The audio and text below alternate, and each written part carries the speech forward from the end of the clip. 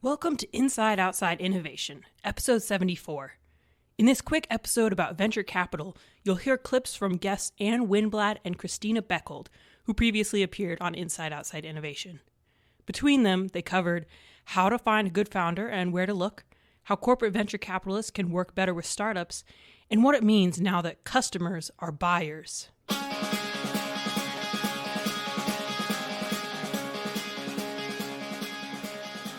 Hi there, everyone. I'm Victory Clafter, the producer of Inside Outside Innovation. This is the podcast that brings you the latest insights from people who know the most about building lean businesses, innovating within corporations, and disrupting entire industries with passion and precision. Christina Bechold is a principal with Samsung Next Ventures. She is also a co-founder of Empire Angels, an angel investing firm she started so that she and other young people like herself could find other options to invest in than just in their friends' companies. So you've been on both sides of the table as an individual angel investor, and now with the backing of a major corporation of Samsung and all the resources that go around that. Talk a little bit about when you're talking to a founder about investing. What are the differences from being an individual angel versus a corporate venture, and what are the kind of the good, bad, and indifferent things that you hear from founders in that about traditional venture capital versus corporate venture capital? Sure. With my angel hat, I'm always investing in seed stage companies. And so oftentimes those are companies where I'm more than anything looking for a really great founder that I want to spend time working with. One of the best parts of being an angel is that you can often be hands-on with early stage companies in ways that you aren't always able to. Maybe when the cap table gets bigger, there are more investors involved. But at the really early stages, you're working often one-on-one with these CEOs, these founders or founding teams. Mm-hmm. And so oftentimes I'm mostly looking for someone that I want to personally back and spend time with. Who I believe that regardless of where their product may end up, because oftentimes they have, are still figuring out their product and their product market fit, that they'll be able to surmount those obstacles and come out the other side successfully. And so I spend a lot of time thinking about the people that I'm investing in. That's absolutely still true at the point where I have a VC hat on and thinking more often at the Series A and sometimes Series B stage. But at Samsung, we are both strategic and financial investors. Angels, I think, generally obviously want to get their money back, but often should absolutely assume that they are not going to get anything back. And so they tend to do it for other more altruistic reasons. They enjoy meeting with lots of entrepreneurs, sharing their experience and advice, getting hands-on if they want to. It's very different than when you are investing money, particularly from other people, where you have a financial motivation to return capital as well as more. But also, for us, we have a strategic obligation to make sure the companies we're investing in are ones to which we can add value and can add value to Samsung in the right ways at the right times. And so it's a slightly different lens. In addition to obviously looking for a great founder or founding team, we also need to make sure that it's a market that makes sense for us. You're not going to see Samsung Electronics investing in restaurants and hotels, for example. That's not core to our business and not something that we could be as helpful for. But making sure that the companies that we're supporting and investing and the entrepreneurs that we're backing are ones where they're doing things that are relevant for us and that we can be helpful to. You may have seen Fred Wilson in your backyard in New York with Union Square Ventures had a post recently about how founders shouldn't really look towards corporate venture as their money.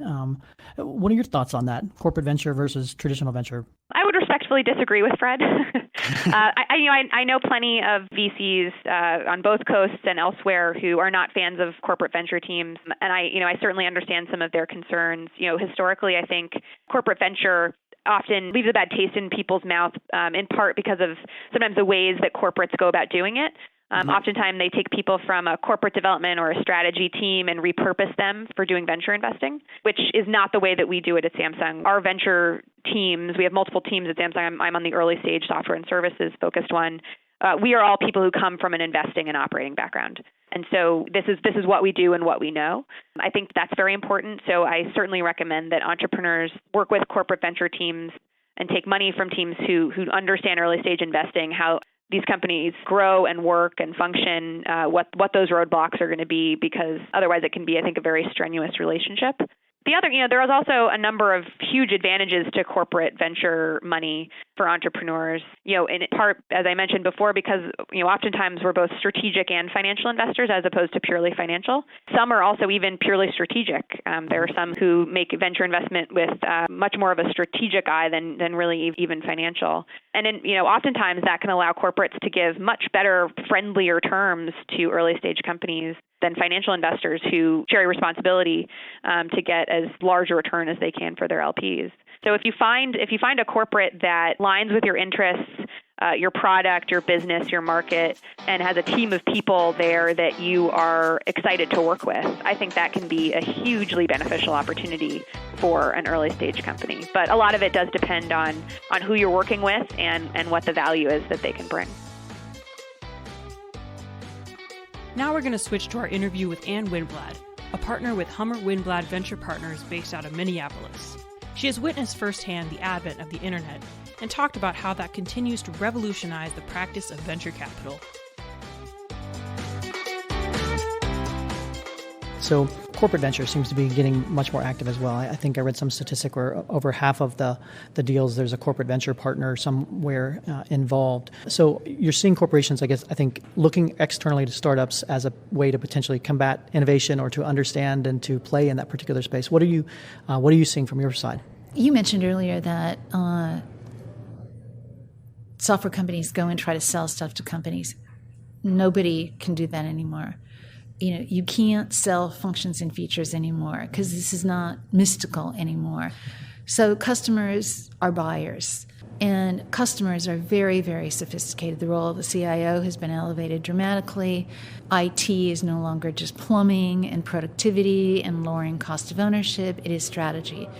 And it also means that the software companies that we invest in have to have partnerships early with industry.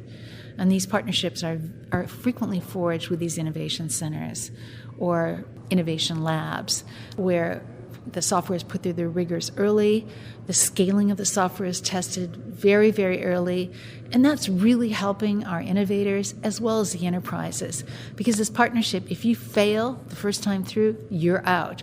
So everybody's building better product, especially product that really does not require heavy lifting to be installed. Amazon really set the stage that this stuff has to be accessible and usable without human intervention. And that changes the quality level highly. But I really do value these innovation groups within these companies.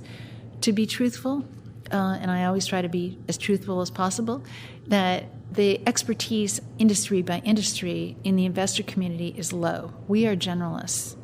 And the technologists that come to us that want to disrupt an industry, for the most part, they are looking at a different lens, and there's lots of stuff they don't know. Mm-hmm. So most of the disruptors end up hiring from that industry, partnering with that industry. Airbnb is a partner with many people now because they have a pricing engine that other people don't. They have an AI engine that other people don't. They have released AI product, open source product to the marketplace. So they have developers coming on their platform. So they're becoming a broader ecosystem. They're a very, very good example and a very good company. Not one of our investments, but a very good company. So you mentioned ecosystems. You mentioned you've invested in a company that started in Malta. That's the other kind of trend that we're seeing is that these innovations are popping up everywhere, and these startup ecosystems are popping up everywhere. How does that change the game from a venture perspective, and what are you seeing as far as innovation popping up everywhere? Well, I do see that, speaking apart from technology innovation, that we have always funded companies that have some global dynamic right away, unintentionally. Mm-hmm. In our first fund, we funded, 4 Israeli brothers for a company called Scopus that built the first CRM system, acquired by Siebel, became Siebel CRM, and those 4 brothers have started 5 or 6 other companies. So this has always been a melting pot, more than people think. It's not just people that were born and raised in Silicon Valley. In fact, read the names of the CEOs or founders of companies.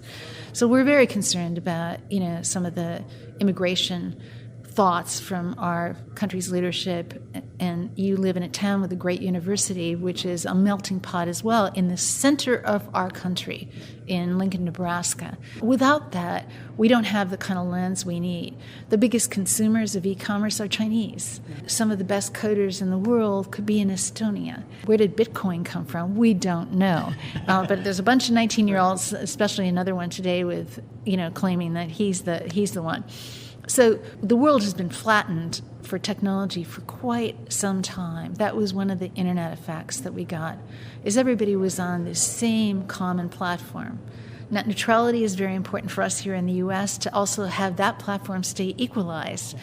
You mentioned earlier that you were in an era where it cost, millions of dollars to build a website. Well, you ditch net neutrality, somebody may never build that website because of the cost of operating it. That's the end of another episode of Inside Outside Innovation. Thanks for joining us.